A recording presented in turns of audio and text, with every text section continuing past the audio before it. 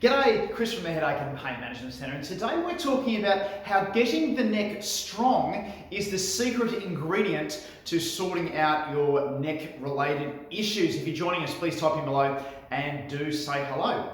Now, when we're talking about neck pain, a lot of the time there's been a lot of blame towards what's on scans, if it's degenerative discs, if it's, facet joint arthritis, things like that. Or perhaps you might even blame your posture as well in terms of being able to, if you're sitting in this position for a long time, or, I've got a really slouchy posture, or I'm sleeping the wrong way, my couch is really bad, I need a new pillow, these sorts of things.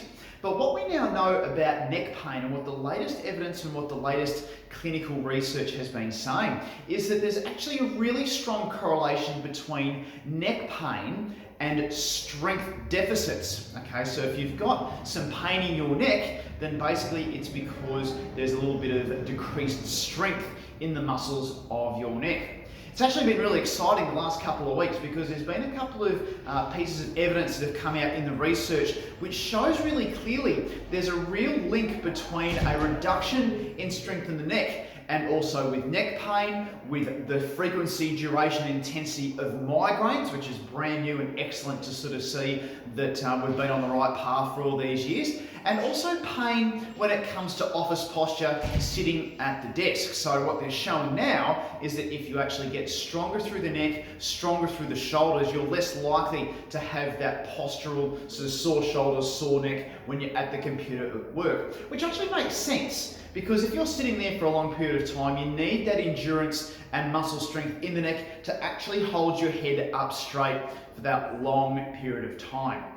So how do you strengthen a neck? What do you do to actually get it going? Well, here's what we need to do. You need to actually have a graded strength program for your neck targeted to the muscles that are most affected. Now, for most people, it's actually these muscles here at the back of the neck, sort of down through here. The muscles that move the neck on the trunk. They're the ones that hold your head up the most. The other ones that do need some work at times are those deep neck flexor muscles, which are deep inside your neck, which cause a bit of nodding to happen. You might have been to the physio to have that looked at before, or maybe not. If you do, you can always come in and have a chat about that. But also what we need to do if you can't do exercises which support the weight of your own head. So if you're doing head lifts or things of that nature, if it's causing too many issues, then this might be the thing for you. This is the multi-cervical unit. It's a neck strengthening machine where you're able to lock in different ranges of motion. So here, for example,